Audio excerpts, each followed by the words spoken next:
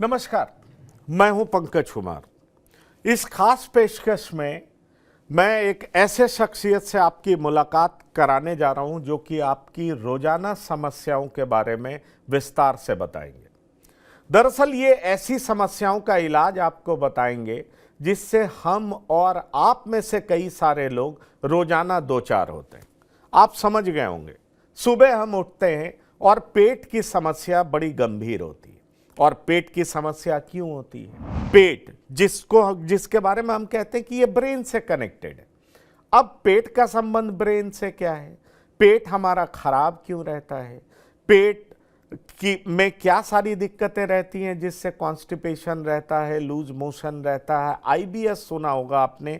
बहुत तरह की समस्याएं होती हैं और उसकी वजह से लोग कई बार इतने परेशान हो जाते हैं गैस्ट्राइटिस की वजह से, गैस के प्रॉब्लम्स की वजह से, कि वो गैस्ट्रोएंटेरोलॉजी के पास जाते हैं। ऐसे में सवाल उठता है कि ऐसे लोगों को क्या करना चाहिए, इस तरह के समस्या का समाधान क्या है। इन तमाम चीज़ों के बारे में हम आपसे बताने जा रहे हैं क्योंकि हमारे साथ एक ऐसे एक्सपर्ट जुड़ रहे हैं जिन्होंने लंबे समय तक इस काम की प्रैक्टिस की है। उनका नाम मैं बता सकता हूं, air commodore doctor Bhaskar Nandi. Expertise शानदार है। मैं सबसे पहले इनका स्वागत करना चाहूंगा TV9 के प्लेटफॉर्म पर। नमस्कार जी सर, मैं आपसे यह जानना चाहूंगा क्योंकि अगर मैं आपके डिग्री की बात करूं तो आप डायरेक्टर हैं, हेड हैं गैस्ट्रोएंटेरोलॉजी, हिपेटोलॉजी एंड इंडोस्कोपी। आप एक बड़े नामचीन हॉस्पिटल में काम करते हैं, सर्वोदय हॉस्पिटल में। पर सवाल ये उठता है कि जिस चीज़ के आप एक्सपर्ट हैं, अगर मैं उस बारे में बात करूं तो कहा यह जाता है कि सारी प्रॉब्लम्स पेट से ही शुरू होती हैं। अगर आपका पेट ठीक है तो आपके ज़्यादातर प्रॉब्लम्स ठीक हैं, क्योंकि कहा जाता है अगर आप पेट ठीक रख लेते हो तो ब्लड प्रेशर ठीक रख लोगे, आप लीवर ठीक रख लेते हो तो डायबिटीज़ ठीक होगा, ब्लड प्रेशर ठीक होगा, किडनी पे प्रेशर कम पड़ेगा, और आप इसके एक्सपर्ट हैं। तो मैं आपसे ये जानना चाहता हूँ कि कई बार यंग दिखने वाले कम उम्र के लोग, ऐसा क्या होता है कि उनका पेट खराब रहता है, उनका स्टूल पास नहीं होता है, पता चलता अचानक लीवर खराब हो जा रहा है। ऐसा क्यों हो रहा है इन दिनों कि ज्यादातर लोग किसी ना किसी रूप में पेट की बीमारी से परेशान? आपने बिल्कुल सही कहा है कि पेट से काफ़ी सारे बीमारियां हमारी उत्पन्न होती है। ये हमारे एंशिएंट मेडिसिन में भी है। ये कहा जाता है कि अगर आपका गट हेल्थ अच्छा रहा है तो सारे बीमारियां आपकी दूर रहती है। आज अगर हम साइंस की बातें करें तो ये हम साइंटिफिकली प्रूव किए हैं दो कारणों के कारण। एक तो है हमारे पेट के अंदर बहुत सारे माइक्रोब्स हैं जिसको हम लोग गट माइक्रोबायोटा बोलते हैं। अगर आप टोटल जेनेटिक मटेरियल देखेंगे तो इनका जो जेनेटिक पूल है इन बैक्टीरियाज का, this is about 10 times more than अपना जो खुद का जो जीन पूल है। तो इन अ वे वो हमारे पैरासाइट्स नहीं है, हम एक्चुअली उनके पैरासाइट्स हैं। उनका जेनेटिक दबदबा हमसे ज़्यादा है। और ये जो गट माइक्रोबायोटा है, बिकॉज ऑफ देयर मेटाबॉलिज्म, ये हमारे बॉडी के बहुत सारे फंक्शंस कंट्रोल करते हैं। एंड नॉट ओनली पेट की बीमारियाँ, आप आजकल वी हैव प्रूवन कि हमारे न्यूरोलॉजिकल प्रॉब्लम्स, हमारे कार्डियोवैस्कुलर प्रॉब्लम्स, कई तरह के कैंसर्स, ये एक्चुअली हमारे गट माइक्रोबायोटा के ऊपर काफ़ी डिपेंड करता है। लेकिन ये इमर्जिंग फील्ड है जिसमें बहुत ज़्यादा अभी रिसर्च हो रहा है, और मेरे ख्याल से इसकी अंडरस्टैंडिंग को हम क्लिनिकली कैसे इन्फ्लुएंस करें, मॉड्यूलेट करें, वो अभी आना बाकी है। So that is one statement. दूसरा, आप बिल्कुल सही बता रहे कि अगर मैं अपना खुद का प्रैक्टिस देखो गैस्ट्रोएंटेरोलॉजी का, आधे से ज़्यादा पेशेंट्स हमारे जो आते हैं वो बेसिकली वही सिम्टम्स लेके आते हैं जो आप बता रहे थे कि ब्लोटिंग, ऑल्टर्ड बाउल्स, या तो मेरा डायरिया होता है, या कॉन्स्टिपेशन होता है, या जलन होता है, या ढकारें आती है, भूख नहीं लगना। तो ये प्रॉब्लम्स जब आज लेके आते हैं, मैं तो मानता हूँ कि फर्स्ट इसका जो कल्प्रेट है वो है हमारे लाइफस्टाइल। मैं हमेशा अपना टाइम स्पेंड करता हूँ पेशेंट के साथ कि अगर आप पेट को ठीक चाहते हो, मेडिसिन्स आर सेकेंडरी। ये हम दवाई देंगे, आप ठीक रहेंगे, जैसे ही दवाई बंद होंगे दोबारा वही सिस्टम शुरू हो जाएगा जो प्रॉब्लम्स है। सो आई थिंक हमें लाइफस्टाइल पे ज़्यादा ध्यान देना पड़ेगा अपने पेट को सही रखने के लिए।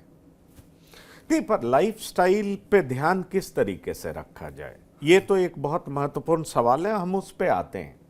लेकिन मैं आपसे ये पूछना चाहूँगा, कई बार लोग ये शिकायत करते हैं कि मेरा खाना गलत नहीं है, मैं घर का ही खाना खाता हूँ, फिर भी मुझे पेट का प्रॉब्लम रहता है, मेरा पेट फूला रहता है जिसको ब्लोटिंग कहते हैं। सुबह कहते हैं मेरा राइट टाइम पे स्टूल पास नहीं होता है, और स्टूल पास नहीं होता है तो वो हर जगह लेट होते हैं या उनका अपने काम में मन नहीं लगता। तो आखिरकार ये समस्या होती क्यों है? क्या अगर आप दो लोगों को देखेंगे, एक तो ऐसे लोग नजर आएंगे जो कि कुछ भी खाते हैं उनका हजम हो जाता है, और दूसरे ऐसे नजर आएंगे कि वो खिचड़ी भी खाते हैं तो हजम नहीं होता। कई डॉक्टर्स को वो कंसल्ट करते हैं तो पता चलता है उनको आईबीएस है, राइट? अब आईबीएस है तो ये एक अजीब तरह की प्रॉब्लम है, और आईबीएस के बारे में ये मिथ है या हकीकत है? कहा यह जाता है कि आप एक बार आईबीएस से सफर करने लगे तो उससे छुटकारा पाना बहुत मुश्किल है। क्या सच्चाई है इसमें? आईबीएस को समझते हैं हम लोग। अभी आईबीएस एक ऐसा टर्म हो गया है जिसमें ये बहुत सारे रिलेटेड पेट के सिम्टम्स, जीआई सिम्टम्स को जोड़ दिया गया है। एक तरफ है ब्लोटिंग, जो कि इंडियन आईबीएस पेशेंट्स में ये एक बहुत बड़ा सिम्टम है। अगर आप आईबीएस का क्राइटेरिया वर्ल्ड वाइड देखेंगे तो उसमें एक्चुअली ब्लोटिंग नहीं आता, उसमें पेन आता है। बट हमारे जो इंडियन पेशेंट्स है उसमें ब्लोटिंग प्रिडोमिनेंट सिम्टम है। दूसरा है कि डिस्पेप्सिया, हम इसको बोलते हैं। डिस्पेप्सिया मतलब जलन होना, ढकारे आना, रिफ्लक्स आ जाना, तो ये इसके साथ एक और जुड़ जाता है। और थर्ड आता है हमारे बाउल एबनॉर्मलिटीज़, जिसमें या तो कॉन्स्टिपेशन हो जाता है या हमारे लूज स्टूल्स हो जाता है, या दोनों एक दूसरे के साथ ऑल्टरनेट करते रहते हैं। अगर हम इन सबको एक साथ जोड़ दें तो इनफैक्ट हम इसको फंक्शनल जीआई डिसऑर्डर्स बोलते हैं, और इसमें आईबीएस का जो टर्मिनोलॉजी है इसमें यूज़ होता है। IBS is for irritable bowel syndrome. एक बात मैं पहले ही क्लियर कर दूं कि आईबीएस कॉमन डायग्नोसिस है, बट आईबीएस डायग्नोस करने के पहले ये हमारे लिए बहुत ज़रूरी है as a gastroenterologist to rule out other conditions जो कि आईबीएस को मिमिक करते हैं। फॉर एग्जांपल, अगर आपको सीवियर रिफ्लक्स डिजीज़ है, आपको अल्सर्स बने हैं स्टमक में, डोडेनम में, गैस्ट्रिक अल्सर्स जो होते हैं, पेप्टिक अल्सर्स जो होते हैं, थर्ड अगर कोलाइटिस हो किसी प्रकार का, तो हम जब ये सारी चीज़ें रूल आउट कर लेते हैं तब हम जाके कहते हैं कि आपको एक आईबीएस है, और पेशेंट से फिर बातचीत होती है कि हम आईबीएस को कैसे कंट्रोल करें। So what I am trying to say is, ये सारे सिम्टम्स मिला के हम लोग आईबीएस बोलते हैं, बट इट इज़ इम्पेरेटिव कि आईबीएस लेबल लगाने के पहले हम जो और सिमिलर कंडीशंस है इनको हम अप्रोप्रिएट टेस्ट या हिस्ट्री या क्लिनिकल एग्जामिनेशन से इनको हम लोग रूल आउट कर लें। अभी हम आते हैं आईबीएस के बारे में बात करने में। अगर मान लीजिए अभी आईबीएस हमने डायग्नोज कर लिया है, आपने एक चीज़ जिक्र की थी कि गट हमारा एक सेकंड ब्रेन है। Actually it's very true. एक टर्मिनोलॉजी आई है ब्रेन गट एक्सेस। ये एक्चुअली काल्पनिक नहीं है, ये साइंटिफिकली प्रूवन है। ये एक क्रॉस टॉक है between the brain and the गट।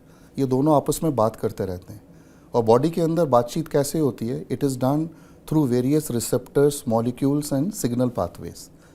तो ये वाला जो पाथवे है ये है brain gut axis, direct connection between the various parts of the brain और हमारा जो गट का जो नर्वस सिस्टम है।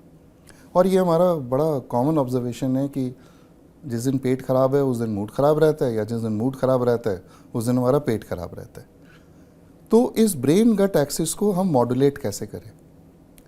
एज ऑफ नाउ अगर मैं बोलूँ कोई गोल्ड स्टैंडर्ड ट्रीटमेंट हो, ड्रग थेरेपी हो कि मैं ब्रेन गट एक्सिस को ठीक कर दूँ, नहीं, ऐसा ड्रग्स नहीं है, ऐसा ड्रग्स अभी नहीं हुआ है। सेकेंड है, जो मैंने गट माइक्रोबायोटा की बात की थी, ये बहुत ज़्यादा हमारे ब्रेन गट एक्सिस को इन्फ्लुएंस करता है। बट जैसे आप जानते हैं ये गट माइक्रोबायोटा को जैसा भी सिस्टम मैंने इनहेरिट किया अंदर, जो पैरासाइट्स मेरे बैक्टीरियाज है, बट मैं उनको ज़्यादा चेंज नहीं कर सकता। प्रोबायोटिक्स का रोल होता है इनको इम्प्रूव करना। बट आप समझ के ये देखिए कि एक समुंदर है, आपने एक बाल्टी पानी डाल दी, ये ज़्यादा डिफरेंस नहीं करेगा। तो हम ये जो प्रोबायोटिक्स लेते हैं इनका भी एक्चुअली वही सिस्टम हो रहा है। इतने मिलियंस ऑफ बैक्टीरियाज है, उसमें मैंने कुछ गुड बैक्टीरिया डाल दिए, तो एक्चुअली उतना वो लैंडमार्क इफेक्ट ला नहीं पाते हैं इसमें। तो फिर आईबीएस को हम लोग कैसे टैकल करते हैं? फर्स्ट ऑफ ऑल मेरा जाता है एश्योरेंस कि अगर आपका डॉक्टर ने आपको IBS डायग्नोज किया तो लेट इट बी एश्योर्ड कि आगे चल के ये आपको अंदर से बॉडी में कोई नुकसान नहीं करेगा। मैं हमेशा बताता हूँ कि बी एश्योर्ड आप हेल्दी हो, आप आगे चल के ना तो ये बीमारी किसी और बीमारी में बदलेगी और ना ही ये अंदर से आपके किसी ऑर्गन्स को डैमेज करे जा रहे हैं। ये एक फंक्शनल प्रॉब्लम है। इनफैक्ट ये कहा जाता है कि the best way to treat IBS is to make friends with it rather than fight against it. Right. इसके साथ चलो, take it in your stride. फिर आप देखोगे इसको संभालना, इसके साथ जीना, इसके जो सिम्टम्स है काफ़ी कम हो जाते हैं। एक और एग्जांपल मैं पेशेंट्स को देता हूँ कि अगर IBS के सिम्टम्स आपके इतने हैं, बट ये डिपेंड करता है कि मैंने माइंड से मैं कितना डिस्टर्ब्ड हूँ इसके कारण, और जितना मैं इसके पीछे एजिटेटेड हूँ, कंसर्न्ड हूँ, मेरे सिम्टम्स और उतने बढ़ जाते हैं। और जितना मैं इसको इसके साथ समझ लेता हूँ, एक्सेप्टेंस ले लेता हूँ, तो इसको संभालना मेरे सिम्टम्स इतने कम हो जाते हैं। तो मैं अपने दर्शकों को बताना चाहूँगा, क्योंकि बहुत सारे दर्शक ये जानना चाहते होंगे कि IBS कितनी बड़ी प्रॉब्लम है, क्योंकि कहा जाता है इसका कोई समाधान नहीं है। पर सुन लीजिए, जो एक्सपर्ट हैं, कई सालों का अनुभव है और इन्होंने जिस तरह का अनुभव प्राप्त किया है, और बड़े ही मार्केबल बात इन्होंने की है कि अगर आप IBS से पीड़ित हैं तो अपने दिमाग में इसको मत डालिए, इसके साथ जीना सीखिए। और जैसे ही आप इसके साथ जीना सीख लेंगे, यकीन मानिए IBS का प्रॉब्लम उतना ही सिकुड़ता चला जाएगा। लेकिन आप इसके पीछे पड़ेंगे, मतलब दिमाग में आप कॉन्स्टेंटली इसको लेकर के घूमेंगे, तो यकीन मानिए ये प्रॉब्लम उतना ही बड़ा होता चला जाएगा। इसलिए डॉक्टर साहब ये भी कह रहे हैं कि IBS है तो परेशान मत होइए, एजिटेट मत होइए। पर इसके साथ ही मैं आपसे सवाल करना चाहूँगा, आपने कहा इससे किसी भी ऑर्गन को कोई समस्या नहीं होगी, पर आप एंडोस्कोपी के भी एक्सपर्ट हैं, आप हिपेटोलॉजी के भी एक्सपर्ट हैं, और जब भी इसकी चर्चा होगी तो मैं आपसे ये जानना चाहूँगा कि क्या परसिस्टेंट इंडाइजेशन अगर IBS की वजह से है, तो क्या यह माना जा सकता है कि इससे लीवर भी इफेक्टेड हो रहा है या नहीं होता है? लीवर इफेक्टेड कैसे होता है, किस वजह से होता है? क्योंकि हमने ये भी देखा कि कई सारे लोग लीन एंड थिन हैं, कोई मोटे नहीं है, फिर भी कहा जाता है उनका लीवर कंप्रोमाइज्ड है, उनको प्रॉब्लम है। कई सारे लोग हेल्दी भी दिखाई पड़ते हैं, पर उन हेल्दी इन द सेंस मोटे भी दिखाई पड़ते हैं, पर उनका लीवर ठीक नजर आता है, उनका फंक्शन सारा कुछ ठीक है। तो ये क्या मिस्ट्री है? अगर जरा लीवर के बारे में कुछ बता सकें, क्योंकि लीवर वो वाइटल ऑर्गन है कि एक बार खराब होता है तो कहा जाता है कि आपका इंसुलिन भी सिक्रेट प्रॉपर नहीं होगा, डायबिटीज़ होने लगेगा, आपका किडनी में असर होने लगेगा। सारी प्रॉब्लम्स के पीछे बताया जाता है कि लीवर कहीं ना कहीं रोल प्ले करता है। जरा आप ये इस लीवर के बारे में भी बताएं। बड़ा इंटरेस्टिंग टॉपिक है ये, लिवर और हेल्थ। बॉडी के जो हर एक ऑर्गन्स हैं हमारे, हम हार्ट करें, किडनी, इंटेस्टाइन्स, लिवर, जो भी हमारे सारे ऑर्गन्स हैं, ब्रेन, अगर हम इन सारे ऑर्गन्स को देखें, सारे इंपॉर्टेंट है, सब अपना काम करते हैं, और ऑब्वियसली कोई भी अगर ऑर्गन ठीक से नहीं काम करेगा तो उसमें प्रॉब्लम आती है। लिवर एक ऐसा ऑर्गन है जो कि मल्टीटास्किंग करते हैं।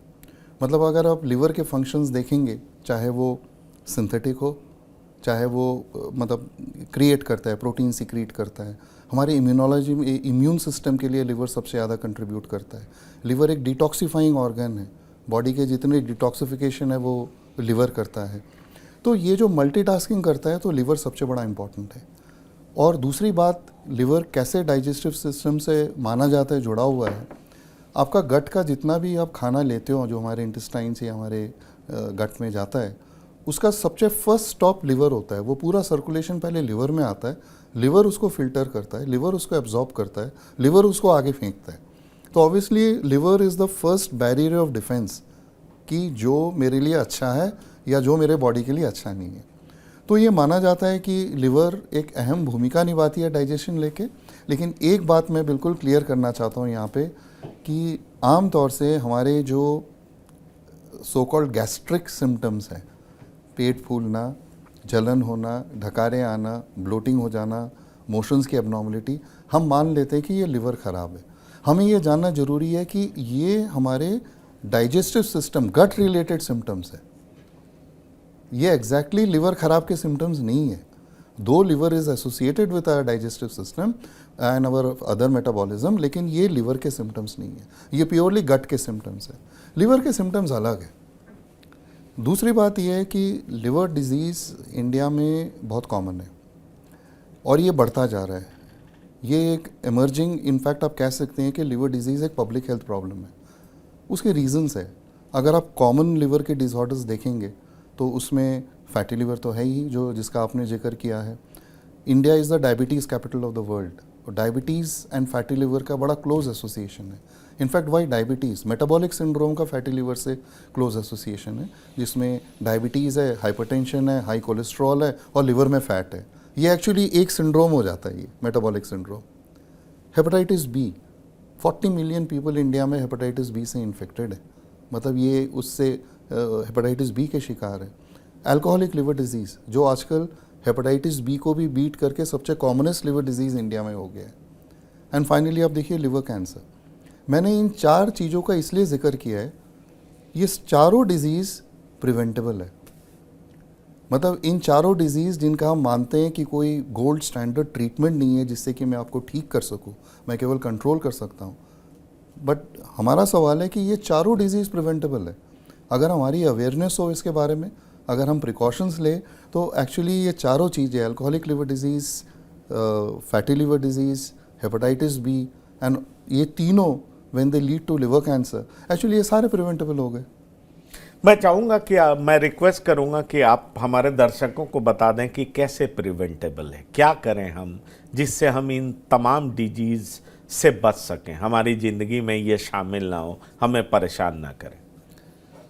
लिवर डिजीज़ से बचने का मेरा 2-3 फार्मूलाज है. फर्स्ट इज़ हम अपना वेट मेंटेन करें.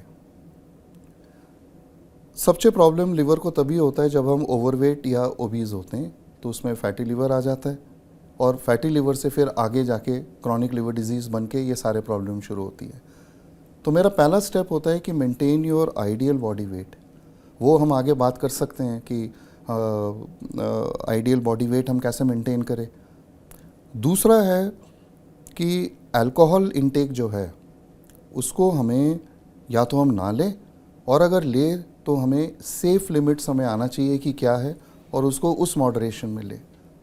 थर्ड, हेपेटाइटिस बी के लिए, हेपेटाइटिस बी साइलेंट इन्फेक्शन रहता है. हम अगर इसके लिए टेस्ट करेंगे, मान लीजिए साल में एक बार हेल्थ चेकअप कर लेते हैं, टेस्ट करेंगे तो हमें पता लग जाता है कि हमें हेपेटाइटिस बी है कि नहीं, क्योंकि ये सारे अभी ट्रीटेबल है. क्वेश्चन इज़ कि अगर मैं इनका अर्ली डायग्नोसिस कर सकूं, क्योंकि ये साइलेंट रहते हैं. अगर मैं इनके लिए चेक ना करूं, ये बाद में जब सामने आएंगे तब ऑलरेडी मुझे सिरोसिस लिवर हो गया है. और चौथा है कि लिवर के लिए बेस्ट होता है एक एनुअल स्क्रीनिंग, जिसमें हम एक बेसिक लिवर फंक्शंस करते हैं और एक अल्ट्रासाउंड करते हैं. हो सकता है आजकल हम फाइब्रोस्कैन एडवाइस करते हैं लिवर हेल्थ के लिए. तो ये 3 चीज़ें करें. Detoxification of the liver is a myth. मैं लिवर को डिटॉक्सिफिकेशन के लिए डाइट ले रहा हूँ या मैं किसी सेंटर में जाके उसका डिटॉक्सिफिकेशन करा रहा हूँ, जो कि आजकल काफ़ी पॉपुलर है. लेकिन लिवर खुद एक डिटॉक्सिफाइंग ऑर्गन है, उसको हम क्या डिटॉक्सिफिकेशन करेंगे. तो बेस्ट है टू इन्वेस्ट इन 4 बातों में, to maintain your body weight as close to the ideal body weight में. लिमिट योर अल्कोहल इनटेक और don't take alcohol. Third, be alert, health checkups जिसमें लिवर फंक्शन टेस्ट करेंगे, hepatitis B और C का आप screening कर लेंगे. तो ये जो 3 चीज़ें मैंने बताए, I think this is the key for a good liver health. Right. पर आजकल युवाओं में स्मोकिंग का भी फैशन है. स्मोकिंग किस हद तक लीवर को डैमेज करता है, मैं चाहूँगा हमारे दर्शकों को आप ये भी बताएं, क्योंकि ये बात अक्सर सुना जाता है कि आप स्मोक करते हैं तो लीवर भी बहुत ज़्यादा उससे प्रभावित होता है. स्मोकिंग एक ऐसा मैं तो टैबू ही बोलूँगा, क्योंकि लिवर का नंबर बहुत बाद में आता है स्मोकिंग में. स्मोकिंग के वैसे इतने बैड इफ़ेक्ट्स होते हैं पूरे बॉडी में, and which is not only organ specific, cancer specific, the amount of cancers it leads to. तो लिवर का नंबर बहुत बाद में आता है. लेकिन हाँ, काफ़ी हमारे लिवर के कंडीशंस हैं, चाहे वो सिरोटिक्स हो, चाहे वो लिवर कैंसर हो, जो स्मोकिंग उसको एडवर्सली इन्फ्लुएंस करते हैं. हाइपोथेटिकली मैं बोल रहा हूँ, वैसे तो दोनों ही हमें प्रिकॉशन लेने नहीं करना चाहिए, स्मोकिंग एंड अल्कोहल। लेकिन कोई अगर मेरे से पूछे कि दोनों में अगर आपको एक चूज़ करना हो, एक इविल, तो कौन सा आप चूज़ करेंगे, मैं तो तभी भी अल्कोहल ही लूँगा मैं उसमें, क्योंकि smoking is far far more dangerous than what alcohol is. उसमें कुछ अमाउंट भी होता है कि आप 2-3 पी सकते हैं तो ठीक है, उससे ज़्यादा खराब होता है? ये सारी बातें लोगों में होती हैं, इसीलिए मैं आपसे कर रहा हूँ। बिल्कुल जायज़ है आपका ये क्वेश्चन। मैं तो ये कह रहा हूँ कि हम दिल्ली एनसीआर के रहने वाले हैं, अगर मैं स्मोकिंग ना भी करता हूँ तो मैं equal to 10 to 1 packet of cigarettes per day का, तो जो पोल्यूशन या स्मोक के कारण वो तो ऑलरेडी मैं ले ही रहा हूँ। आप लोग जानते हैं आजकल AQI में बड़ा ध्यान दिया जाता है, तो आजकल तो जो नॉन स्मोकर्स है वो भी पैसिव स्मोकर्स है, उसके ऊपर मैं अगर एक भी सिगरेट लूँ या एक पैकेट सिगरेट लूँ, actually I am damaging more to it, I am adding more to it. तो मेरे हिसाब से कोई नंबर्स नहीं है, या तो आप स्टॉप करें if you want to get the full benefit, but ये कहना कि मैं पहले ज़्यादा लेता था आजकल कम है या कभी कभार मैं ले लेता हूँ, आई डोंट थिंक उसका कोई साइंटिफिक बैकिंग है। ठीक है, मैं ये चाहूँगा कि जैसे आपने बताया कि ग्रेड 1, ग्रेड 2, ग्रेड 3, ग्रेड 4, लोगों को कैसे पता चले कि हमारा लीवर खराब हो चुका है? क्या वो जांच कराते रहे तभी पता लगे, या ऐसे कॉमन सिस्टम्स अगर आप हमारे दर्शकों को बता सकें जिससे ये समझ में आए कि उनको ज़रूरत है LFT का, वो जाएं लीवर फंक्शन टेस्ट कराएं, या और भी आपने कुछ टेस्ट की बात की, वो कैसे समझें कि उनके लीवर प्रभावित हो रहे हैं, अफेक्टेड हो रहे हैं? आप जो इस ग्रेड की बात कर रहे हैं वो है अल्ट्रासाउंड में फैटी लीवर का ग्रेडिंग, ग्रेड 1, ग्रेड 2, ग्रेड 3। और अगर मैं कहूँ तो अपने एक्सपीरियंस में अगर हम 10 अल्ट्रासाउंड कराएं तो 10 में से कम 7 में हमें फैटी लीवर मिल जाता है। तो हम उसके लिए क्या करें? तो जैसे ही हमारे पास कोई फैटी लीवर लेके आजकल आता है, एक बहुत ही एक पैराडाइम चेंज हुआ है हमारे अंडरस्टैंडिंग ऑफ फैटी लीवर में। पहले हम फैटी लीवर मतलब केवल लीवर में ध्यान देते थे, मेरा अभी पहला ध्यान लीवर पे नहीं जाता है। Fatty liver is part of metabolic syndrome. मेरा पहला ध्यान जाता है डायबिटीज़, हाइपरटेंशन, एबनॉर्मल कोलेस्ट्रॉल पे। तो अल्ट्रासाउंड लेके अगर आप फैटी लीवर लेके आए, सबसे पहले मैं पता लगाता हूँ कि ये 3-4 चीज़ें which are components of metabolic syndrome है कि नहीं। मेरा सेकंड ध्यान जाता है जिनको फैटी लीवर है, कार्डियोवैस्कुलर रिस्क। आपको ये जान के आश्चर्य होगी कि अगर हम फैटी लिवर में डेथ की बात करें, मतलब इवेंचुअली अगर डेथ होता है फैटी लिवर पेशेंट्स का, वो किस कारण होता है? वो लिवर डिजीज़ के कारण नहीं होता है, वो होता है cardiovascular risk factors, that is the commonest cause. Heart attack से उनको सबसे पहले जाता है। सेकेंड है various cancers at various parts of the body. Liver related death third cause है फैटी लिवर में। तो ये मैं आपको इसलिए एग्जांपल दे रहा हूँ समझाने के लिए कि फैटी लिवर अपनी जगह ठीक है, हमें लिवर में हम ध्यान देते हैं, बट मेरा स्टेप 1 रहता है मेटाबॉलिक सिंड्रोम के लिए, स्टेप 2 रहता है मेरा कार्डियोवैस्कुलर रिस्क फैक्टर्स के लिए। उसके बाद मैं आता हूँ लिवर के एवैल्यूएशन के लिए। अगर मेरे पास सिंपल फैटी लिवर है और हम एक LFT करते हैं, लिवर फंक्शन टेस्ट, वो मेरा नॉर्मल आता है। एक मैं फाइब्रोस्कैन करता हूँ। फाइब्रोस्कैन क्या होता है? एक अल्ट्रासाउंड बेस्ड टेस्ट है जो लिवर हेल्थ के बारे में हमें 2 रीडिंग देता है। एक तो उसमें कितना फैट है, जिसको हम लोग कैप बोलते हैं, CAP, और कितना लिवर में हार्डनेस है। फैटी लिवर मतलब लिवर हार्डनेस, फाइब्रोसिस, ये कंटिन्यूस प्रोसेस है। जब इनिशियली केवल फैट रहता है, जब ये और आगे बढ़ता रहता है उसमें फाइब्रोसिस होता है, और यही फाइब्रोसिस बढ़ के सिरोसिस हो जाती है। एक बार अगर हम सिरोसिस में पहुंच गए तो एक्चुअली ये इरिवर्सिबल माना जाता है। चाहे आप उस टाइम जो भी आपने वेट कम कर लिया, अल्कोहल बंद कर दिया, लेकिन आप फाइब्रोटिक सिरोटिक लिवर को अब नॉर्मल लिवर नहीं बना सकते। तो फाइब्रोस्कैन से हम लोग ये एस्टिमेट कर लेते हैं कि आप किस लेवल ऑफ फाइब्रोसिस में हो। अगर आपको केवल लिवर फैट है और आपका LFT नॉर्मल है, फाइब्रोस्कैन नॉर्मल है, एक्चुअली हम ध्यान देते हैं आपके वेट लॉस पे, आपके मेटाबॉलिक फीचर्स पे और आपके कार्डियक रिस्क फैक्टर्स पे। बट अगर मान लीजिए लिवर में इन्फ्लेमेशन, यानी कि आपके एंजाइम्स अब नॉर्मल हो गए, फाइब्रोस्कैन की वैल्यू आ रही है कि उसमें सिग्निफिकेंट फाइब्रोसिस दिखा रही है, तो तब हम इसमें अपार्ट फ्रॉम लाइफस्टाइल मेजर्स हम लोग ड्रग थेरेपी की बात करते हैं। आजकल ओवर द लास्ट 2 years बहुत सारी कुछ दवाइयाँ आई है जो कि साइंटिफिकली प्रूवन है, स्टडीज़ हो गए हैं कि वो एक्चुअली फाइब्रोसिस को कम करते हैं। तो तब वो ड्रग का उसमें रोल आ जाता है। तो मेरा कहने का तात्पर्य ये है कि हर फैटी लिवर को लिवर डिजीज़ देख के ट्रीटमेंट की ज़रूरत नहीं है, ड्रग थेरेपी की ज़रूरत नहीं है। उसके पहले और भी स्टेप्स है, lifestyle modification, controlling of cardiovascular risk factors. उसके बाद अगर लिवर में एक्सटेंसिव फाइब्रोसिस है तब जाके हम लोग उसमें ट्रीटमेंट शुरू करते हैं। ठीक है, पर एक आम आदमी कैसे समझे कि उसका लीवर खराब हो गया, कैसे पता लगेगा? उसका मेरा एक आंसर है कि आपको रेगुलर चेक करानी चाहिए। अब रेगुलर चेक कैसे कराएंगे? एक जब आप हेल्थ चेक करते हैं उसमें LFT करते हैं हम लोग, और एक हम अल्ट्रासाउंड करते हैं। अगर LFT मेरा एबनॉर्मल है, अगर अल्ट्रासाउंड में फैट दिखा रही है, तो हम अपने डॉक्टर को ज़रूर कंसल्ट करते हैं कि भाई is it something which I should be concerned, या ये ठीक है, मेरे केवल लाइफस्टाइल से मुझे इसको ठीक करना है। एक बात और इन दिनों बहुत चलन में है कि आप अपने लीवर को ठीक करने के लिए, डिटॉक्स करने के लिए या फैट हटाने के लिए, आपने तो एक चीज़ बहुत क्लियर कर दिया कि ये मिथ है कि लीवर हम डिटॉक्स करते हैं, पर आजकल फैशन बन गया है। लेकिन कुछ पेयबल पदार्थ की बात करते हैं कि वो जो पेय पदार्थ जिसको कहते हैं ब्लैक कॉफ़ी पीजिए तो आपका लीवर का फैट हट जाता है, लीवर अच्छा बेहतर फंक्शन करता है। और अब कई लोग इस बहाने ब्लैक कॉफ़ी पीते हैं, और आपको पता है घर घर में लोग चाय पीते हैं। तो ये चाय पीना चाहिए या नहीं पीना चाहिए? किस तरीके से हमारे लीवर को ये खराब करता है? और ब्लैक कॉफ़ी पिए तो किस हद तक पिए? क्या वाकई ये हमारे लीवर को ठीक करता है, उसके लिए अच्छा है? ये सवाल मैं आपसे करना चाहूँगा क्योंकि कई दर्शक इस बारे में जानना चाहेंगे। क्वेश्चन है कैफ़ीन का। कॉफ़ी में कैफ़ीन होता है, टी में भी होता है, तो इस कैफ़ीन हेल्पफुल फॉर लिवर, ये सवाल है आपका।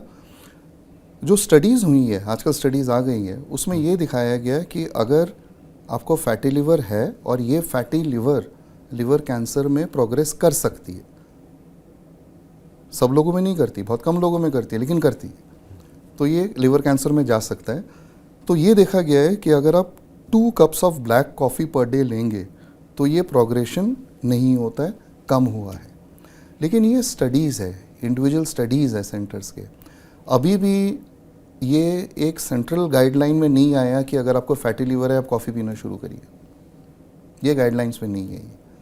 हाँ, अगर आप कॉफ़ी पीते हैं तो फिर हमारा एडवाइस रहेगा कि बेटर आप ब्लैक कॉफ़ी कर ले उसको, और मिल्क एंड शुगर उसमें ना मिलाए। बट अगर मुझे फैटी लिवर है या वो प्रोग्रेसिव है, क्या मैं कॉफ़ी पी के उसको ठीक कर सकता हूँ? नहीं, वो वैसा नहीं हो सकता है। तो coffee is some sort of it's like a mitigating factor कि हाँ ये रिस्क फैक्टर है, अगर मैं कैफ़ीन ले रहा हूँ ब्लैक कॉफ़ी के इससे तो शायद मेरा प्रोग्रेशन स्लो होगा। तो जो लोग कॉफ़ी नहीं पीते हैं मैं उनको नहीं बोलूँगा कि आप कॉफ़ी स्टार्ट करें, और जो कॉफ़ी पीते हैं मैं उनको बोलूँगा कि ठीक है आप उसको ब्लैक कॉफ़ी में कन्वर्ट कर लीजिए। आपका दूसरा सवाल था कि मैं ग्रीन टी या डिफरेंट टाइप के जो चाय आते हैं तो are they in any way beneficial to the liver? Overall health का तो ठीक है, that's an open ended question, but liver के साथ इन सब चाय का एक्चुअली कोई रिलेशन नहीं है। मतलब ये कहीं नहीं दिखाया गया है कि अगर मैं ग्रीन टी पीऊँगा तो मेरा लिवर हेल्थ ठीक रहेगा। खराब होगा अगर हम चाय पीते हैं तो? ये भी स्टडीज़ नहीं है। ये भी स्टडीज नहीं। नहीं। चलिए, ये बेहद इम्पोर्टेंट सवाल है। पर यही अगर 2 ब्लैक कॉफ़ी से 4 हो जाए, 5 हो जाए तो ये खराब करेगा क्योंकि कैफ़ीन का अमाउंट ज़्यादा होगा शरीर में। हम उसमें वापस आ जाएंगे जिससे हमारा ये चर्चा शुरू हुआ था रिगार्डिंग डाइजेस्टिव सिम्टम्स का। तो ऑब्वियसली अगर हम इतना ज़्यादा कैफ़ीन लेंगे, स्ट्रॉन्ग कॉफ़ी लेंगे, तो they do not cause ulcers, caffeine coffee, but they influence ulcer healing, वो उसको बढ़ावा देते हैं। ओके। तो मेरे ख्याल से जो एक जनरल बात आ जाती है कि हर चीज़ में मॉडरेशन बहुत ज़रूरी है। ठीक, राइट। फिर इंडोस्कोपी की ज़रूरत कहाँ पड़ती है? ऐसा क्या सिम्टम दिखता है जिसमें आपको लगता है कि इंडोस्कोपी ज़रूरी है? क्या इंटेस्टाइन का माइन्यूट ऑब्जर्वेशन के लिए इंडोस्कोपी ज़रूरी है? क्योंकि बहुत सारे डॉक्टर्स प्रिस्क्राइब करते हैं, आप भी करते होंगे, हम श्योर हैं कि बहुत लोगों का गैस कम नहीं होता है, बहुत लोगों का रिफ्लक्स कम नहीं होता है तो ज़रूरत इंडोस्कोपी की कहाँ पड़ती है?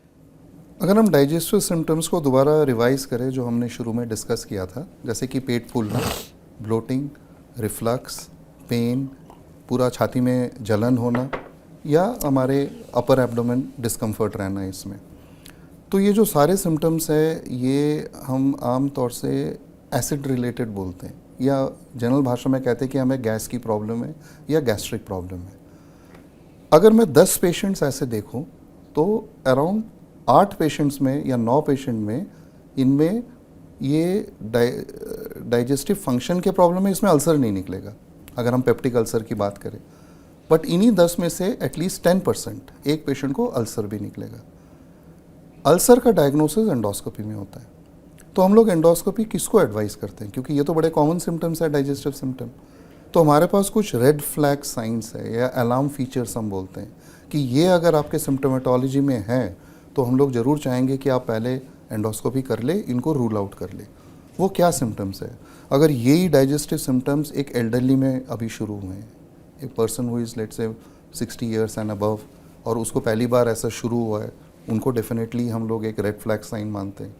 अगर आपका हेमोग्लोबिन कम है, एनीमिया में अगर है आपको, तो वो एक रेड फ्लैग साइन है।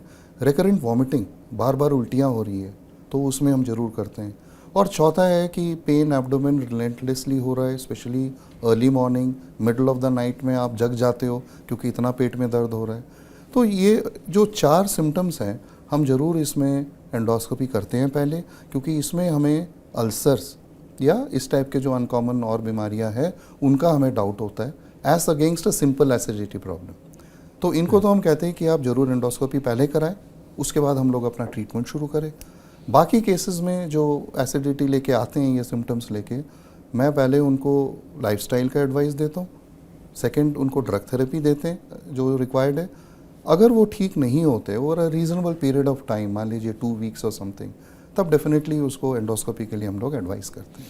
ठीक है, मेरा अगला सवाल आपसे ये होगा कि बहुत सारे लोग जो कॉन्स्टिपेशन से पीड़ित होते हैं, क्या अगर रोज स्टूल पास नहीं होता है तो वरीड होने की ज़रूरत है?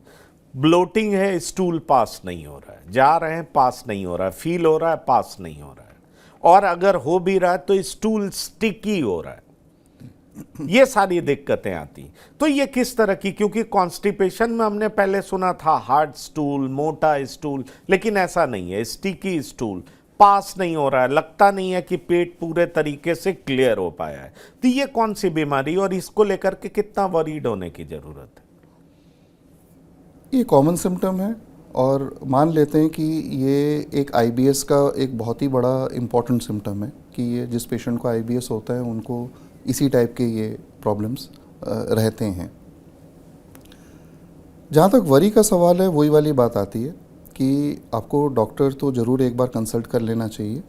हम इसी हिस्ट्री में थोड़ा देखते हैं कि जो हम शुरू में बात कर रहे थे कि आपको कुछ कोलाइटिस है कि नहीं, अल्सरेशंस है कि नहीं, ये वाले जो चीज़ें हैं, एक कहते हैं कि रेड फ्लैग साइंस है कि नहीं, तब तो हम जाके इवैल्यूएट करते हैं। नहीं तो ये ऑल्टर्ड बाउल्स, चाहे वो कॉन्स्टिपेशन हो, लूज स्टूल्स हो या स्टिकी स्टूल्स हो, इनको हम आईबीएस मान के हम लोग ट्रीट कर सकते हैं। इसमें मेरा सबसे पहला स्टेप रहता है लाइफस्टाइल मॉडिफिकेशन, क्योंकि मैं अभी भी कह रहा हूँ कि फंक्शनल एलिमेंट है, हमारे गट माइक्रोबायोटा का एलिमेंट है, बट एक्चुअली अगर मैं ट्रीटमेंट देखूँ तो सबसे पहले हमें अपना स्ट्रेस और लाइफस्टाइल देखना बहुत ज़रूरी है। इसके लिए लाइफस्टाइल में पहला स्टेप रहता है खाना। एक मैं स्टेटमेंट दे सकता हूँ जो कि काफ़ी डिबेटेबल है और काफ़ी इसमें लोग एग्री भी नहीं करेंगे। कम खाने से किसी को प्रॉब्लम नहीं होती है, कम खाने में पेट ठीक रहता है। बट इसका कैविएट क्या है, राइडर क्या है कि मैं ये समझता हूँ कि ज़्यादा देर हमें खाली पेट भी नहीं रहना। मैं तो इंसिस्ट करता हूँ अपने प्रैक्टिस में कि सुबह उठ के ब्रेकफास्ट एक ज़रूरी चीज़ है। आप बेशक उसको सुबह 8-9 बजे के बीच में ले लें, फिर एक लंच ले, एक डिनर, अर्ली डिनर करें बिना फ्रेश हुए, जैसे स्टूल पास नहीं हो रहा और ब्रेकफास्ट ले लें तो और ब्लोटिंग बढ़ जाता है। उसका रेमेडी है कि आप एक रूटीन बनाएं, आप अपने टॉयलेट जाएं, और चाहे आपका पूरा, एक्चुअली क्या होता है कि इनकम्प्लीट बाउल इवैक्यूएशन रहता है, हम लोग सेटिस्फाइड नहीं है कि जितना होना चाहिए था। हमने अपना एक स्टैंडर्ड बना रखा है कि भाई जब तक इतना नहीं होगा मेरा पेट खाली नहीं हुआ है। आप अगर यूरोप अमेरिका में देखेंगे, कॉकेशियन रेस जो है, बिकॉज ऑफ द डाइट, वो हफ्ते में 1 या 2 बार मोशंस के लिए जाते हैं। वो अगर दिन में 2 बार चले गए, वो अपने जीपी के पास जाते हैं कि भाई मुझे डायरिया हो गया। इंडिया में आप, हमारा जो सोसाइटी या हमारे जो ट्रेडिशंस है, अगर मैं दिन में 2 बार नहीं गया तो मैं आके कह देता हूँ कि मेरा पेट इसमें साफ नहीं है। तो एक बहुत सारा कल्चरल और it is something in my mind कि कितना मोशन मुझे होना चाहिए, कितने बार होना चाहिए, ये स्टैंडर्ड हम लोगों ने फिक्स किया है। ज़रूरी नहीं है कि बॉडी में कुछ खराबी है इसलिए आप कम जा रहे हो। तो सबसे पहला मेरा एडवाइस रहता है कि अगर आप एक बार मोशंस के लिए गए, अगर आपको इनकम्प्लीट रहा, आप उधर बैठे मत रहिए कि नहीं मैं और बैठूँ या और स्ट्रेन करो। उसमें बहुत सारे दूसरे प्रॉब्लम आ जाते हैं, फिशर आ जाते हैं, हेमोरॉइड्स आ जाते हैं, प्रोलैप्स हो जाते हैं, जो हम लोग नहीं चाहते। आप आ जाइए, आप अपना डेली रूटीन स्टार्ट कर दीजिए। आपको ब्रेकफास्ट करना है आप कर लीजिए, उसके बाद फाइनल रेडी होने के पहले आप एक और बार चले गए। तो उसको अगर वही जो हमने बात की थी कि take it in your stride rather than trying to correct it, तो उसमें आपको ना बहुत ज़्यादा बेनिफिट मिलेगा इसमें। चलिए, ये बहुत इंपॉर्टेंट इन्फॉर्मेशन है और मैं चाहूँगा कि कुछ और आप फाइनल चीज़ें जो लगता है दर्शकों के लिए बहुत इम्पॉर्टेंट है वो बताना चाहें अपने जानकारी के मुताबिक, तो दर्शक बहुत लाभान्वित होंगे। गट एंड लिवर हेल्थ की अगर मैं बात करूं तो मेरा एक एडवाइस फर्स्ट रहेगा कि अपना लाइफस्टाइल में मैं क्या कर सकता हूं। 1 स्मॉल मील्स, और मैं ये नहीं कह रहा कि आप 6 बार खाएं, आप 3 बार ही खाएं, लेकिन पेट भर के ना खाएं, पेट को हल्का रखें, कोई फ़र्क नहीं पड़ेगा, आप ठीक रहोगे। सेकंड, खाना खाने के बाद तुरंत ना लेटे, कम से कम 10-20 कदम चल ले, 5-10 मिनट के लिए चल ले। उसके बाद 1-1.5 घंटा आप बैठे रहें, हमें अपराइट पोस्टर चाहिए खाने के बाद, ताकि पूरा गैस्ट्रिक एम्प्टिंग हो जाए, उसके बाद में लेटने जाओ। थर्ड, एक्सरसाइज में अभी वेट के लिए नहीं बात कर रहा हूँ, मैं कह रहा हूँ डाइजेस्टिव सर्कुलेशन, डाइजेस्टिव हेल्थ के लिए एक्सरसाइज करना ज़रूरी है। क्या एक्सरसाइज करेंगे वो आपके ऊपर है, जो भी आप अच्छा चाहते हो।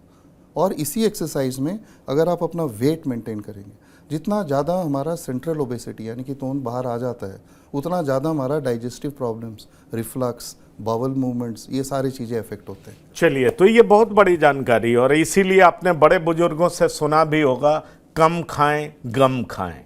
मतलब आप कम खाएंगे तो ये जान लीजिए आपको गम भी बहुत कम होगा, आपको गम मतलब परेशानी बहुत कम होगी। और एक बहुत अच्छी बात इन्होंने और भी बताई कि आपको खाने के बाद अपराइट पोजीशन में बैठना होगा, जल्दी सोने मत जाइए, क्योंकि इससे आपका जो मेटाबॉलिज्म है वो प्रभावित होता है। और तीसरी बड़ी बात कि आपको फिट रहने के लिए और अपना मेटाबॉलिज्म फिट रखने के लिए एक्सरसाइज करने की भी बेहद ज़रूरी है।